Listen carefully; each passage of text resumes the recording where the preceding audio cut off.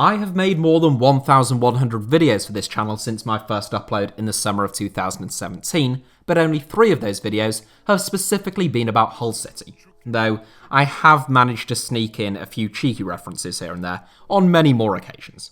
Now, I'm sure to some people that is already 3 videos too many, but all of my Hull City videos have actually done surprisingly well. I'm not sure why I'm surprised, it's probably because we are absolutely massive. Anyhow, in light of that fact, and following a few requests, I thought I'd make a 4th Hull City video, and a bit of a silly one to boot. We may now be languishing down in the depths of League One, though hopefully not for long, but having spent a fair amount of the last 12 to 13 years in the Premier League, we have seemingly come close to signing a number of players who have gone on to become pretty impressive players elsewhere. So in today's video, I'm going to take a look at some of the best players to have played for Hull City in our recent past, combining them with some of the best players who nearly played for the club. And then I've put them together and picked out the best 11 in a truly bizarre formation. So without further ado, here is my slightly silly, but hopefully nonetheless entertaining, what could have been Hull City 11. Goalkeeper, Kasper Schmeichel. Stealing in ahead of the likes of Eldin Jakupovic, David Marshall, and even veteran Rangers number 1, Alan McGregor, who has rolled back the years and been excellent this season, the man I've opted for between the sticks is a certain Kasper Schmeichel. A man who enjoyed a chaotic start to his career, if nothing else, with stints at Darlington and Notts County, whilst both clubs were absolute basket cases, on a collision course for disaster before joining Leeds United and then Leicester City. In the 2012-13 Championship season, Hull City won automatic promotion to the Premier League, whilst Leicester City missed out in famously dramatic circumstances in the playoff semi-finals. Over the following summer, Steve Bruce made repeated attempts to bring Schmeichel to the KCOM Stadium, in what Peter Schmeichel described as a great story. Bruce and Schmeichel Sr. were close friends and teammates at Manchester United, as were their respective sons growing up. The Tigers lodged at least 4 bids for the Danish number 1, but Leicester held firm, and Hull City signed Alan McGregor instead. Another candidate could be RB Leipzig star Peter Galacci, who spent a season on loan at Hull, but I don't ever remember there being any hint of that move becoming a permanent one, and I think that Schmeichel is better than him regardless. Centre-back, Harry Maguire. I told you I had gone for a slightly unusual formation, which you will have seen by now, and we start in the outfield positions with a trio of centre-backs, the first of which is Harry Maguire. Whilst outsiders often think that Maguire must have been amazing at Hull City, given his subsequent accomplishments, as I have said a couple of times on this channel, he actually only spent around 6 months at the club as a sort of guaranteed starting player.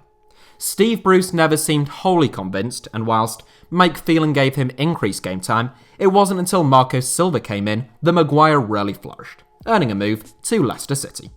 The 28-year-old is obviously now the most expensive defender in world football, and whilst I think that tag may be a little generous, he is a very good centre-back, and there was no way I was going to leave the Manchester United skipper out of this 11. Centre-back, Simon Kjaer. From a man who actually played for Hull City to one who very nearly did, unlike with most star men that the Tigers have narrowly missed out on, Kjaer wasn't almost signed as a teenager or promising young talent. Kjaer almost joined the club to partner Harry Maguire back in 2017 whilst he was playing for Fenerbahce. A deal had apparently been agreed in principle for the transfer of Kjaer to East Yorkshire for £8.5 million should the club survive relegation, which, well, you don't need me to tell you that we did not. Instead, Kjaer signed for Sevilla for a slightly larger fee where, despite being very impressive, he somehow failed to win the Europa League in all of 2 seasons in Andalusia. A big, capable ball-playing centre-back who has won more than 100 caps for Denmark, alongside Kasper Schmeichel no less, Kjaer now plays for 7-time European champions AC Milan. The poor lad. And to think, he could have been gracing this hallowed turf and calling Keane Lewis Potter his teammate, rather than that old donkey that Milan have playing up front. Centre-back, Andrea Ranocchi. Completing what I must say is a borderline world-class back 3, in my eyes, that isn't at all making me want to cry, Andrea Ranocchi is another centre-back based in Milan. Nicknamed the Frog during his time in East Yorkshire, Ranocchi joined the Tigers on loan from Inter Milan under Marco Silva, where he did indeed partner Harry Maguire, sparking an uptick in the Tigers' form. A really tall but gifted centre-back who grew in confidence during his time at the club, Following a difficult period for the player at the San Siro, Ranocchi sadly made the error which led to Crystal Palace's first goal in the game that saw the club relegated. Nonetheless, Ranocchi remained a firm fan favourite and formed a strong bond with the club.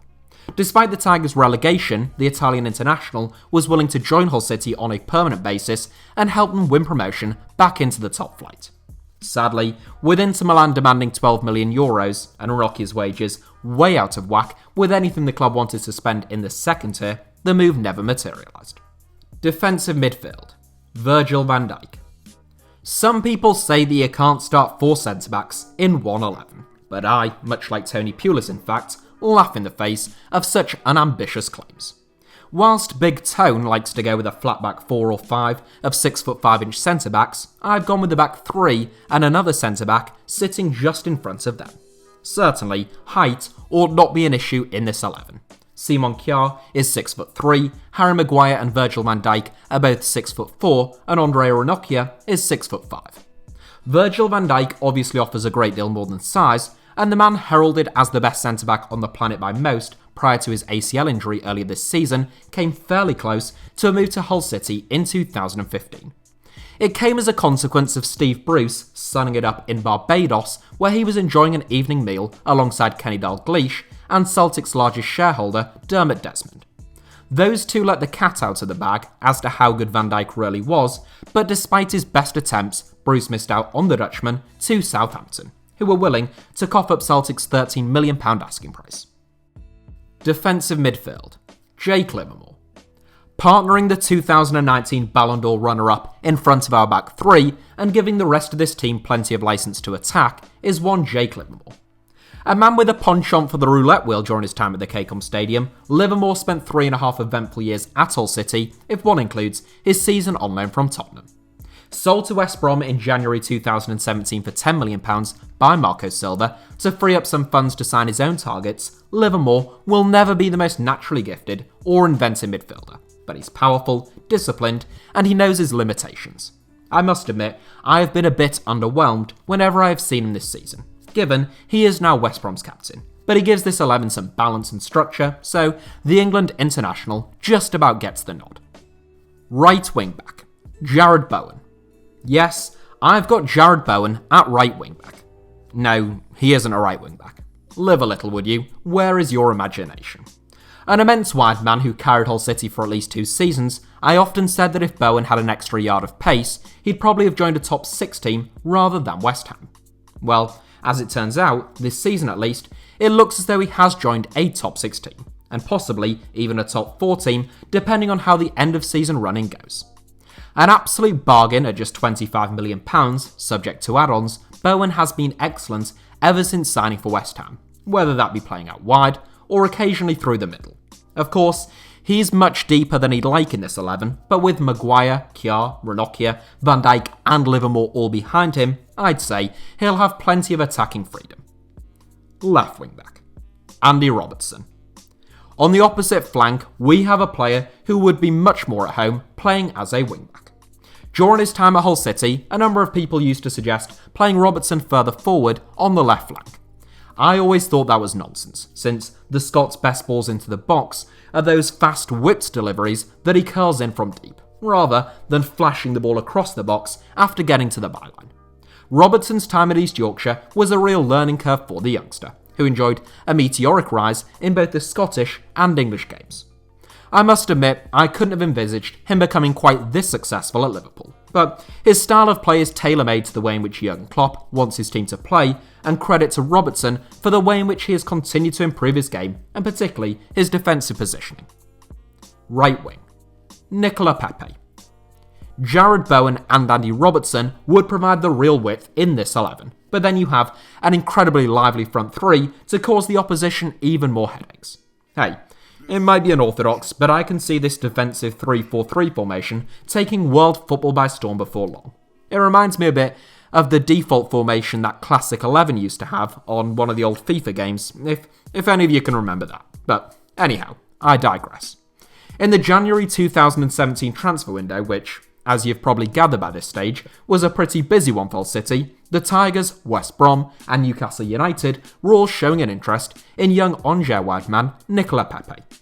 Marco Silva supposedly saw Pepe as a replacement for Robert Snodgrass, but reports suggest that the Tigers fell just short of Angers' £7.5 million asking price, and the French-born Ivorian international stayed at the Stade Raymond Coppa until the end of the season when he signed for Lille. Pepe obviously impressed with Lille before joining Arsenal for over £70 million, where he has started to show glimpses of his class this season. It is worth noting that this 11 contains 3 of the 5 most expensive Premier League signings of all time. Left wing, Leon Bailey. Hull City are not unfamiliar with signing Reggae Boys stars, following the double signing of France 98 icons Ian Goodison and Theo Whitmore in 1999. In January 2017, they looked to add another to their collection, as both Everton and the Tigers went all out to try and sign Leon Bailey from Genk. With reports of interest from Manchester United and Chelsea, the youngster wouldn't come cheap, but that didn't deter Marco Silva. The Portuguese boss was so keen to sign Bailey that he didn't even give the stock answer when questioned by the press of refusing to comment on speculation, instead commenting that, yes, we will try. The Tigers did try, and try hard, but in the end, Bailey chose to join Bayer Leverkusen in the Bundesliga instead. So, instead of lighting up the likes of Priestfields and Gresty Road in League One, Bailey now has to slum it to the Allianz Arena and the Olympiastadion. But I guess you just live and learn with these types of mistakes. A brilliant wide man, the 23-year-old has bagged 12 goals and 9 assists so far this season, leading to £85 million valuations being slapped on his head. Centre forward, Edinson Cavani. This one takes us back. Edinson Cavani is a veteran of the European game these days, aged 34, PSG's all-time top scorer, and capped 118 times by Uruguay. Back when Hull City tried to sign him, Cavani was just 22 years old, and he had only spent 2 and a bit years starring in Serie A. From lunches with Juninho to rumours of Michael Owen landing his helicopter on Heimer's playing fields, Phil Brown went a little bit mad after Hull City won promotion. So it can be difficult to sort the fact from the fiction when it comes to these kind of stories. Brown did manage to bring JJ Okocha and Giovanni to the Kcom Stadium though, so he wasn't all mouth and no trousers. Hull City tabled a £2.5 million bid for Cavani after he bagged 14 goals for Palermo in Serie A, but the club eventually grew frustrated with a number of clauses being added to the terms of his deal. Cavani was supposedly reluctant to join a fairly low-profile Premier League team threatened by relegation and wanted easily triggerable get-out clauses.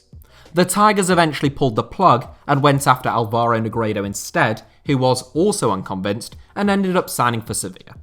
Having missed out on Cavani and Negredo, Hull City instead signed Kamil Gilas, Jan Venegor of Hesselink, and both Josie Altidore and Amir Zaki on loan, in what can only be described as the greatest downgrade of all time.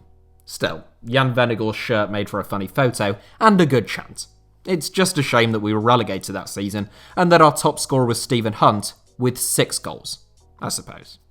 I sort of drafted a bench which reads Alan McGregor, Scott McKenna, Robbie Brady, Mo Diame, Kamil Grzycki, Alvaro Negredo, and Edinson Cavani's international teammate, Abel Hernandez. Oh, and a quick word for Mohamed Salah, who we were offered when he was fairly unknown to most people, and apparently Hull City and Stoke City were the only 2 English teams to show an interest, but I didn't think that interest was substantive enough or went far enough for him to be included in this 11. On ability, of course he would have started. In charge of the 11, it makes sense to me to opt for Marco Silva, given that he either managed or tried to sign most of the 11, despite only spending half a season at the club, and having been out of work since 2019. I must admit, I'm a bit surprised Silva has stayed out of the game for this long, but I'm sure we'll see him back somewhere before long, and hopefully he might actually spend more than a season at a club whenever and wherever he resurfaces. So that is it for today's video, but thank you all as ever for watching. Hit the like button if you enjoyed today's video. I know it's a bit of a silly one, but hopefully you enjoyed it nonetheless. Let me know your thoughts down below in the comments, and make sure that you are subscribed, of course, and have notifications turned on by hitting the little bell icon for HITC Sevens. You can also find me on Twitter or Instagram via the username @HITC Sevens on both, should you wish to do so.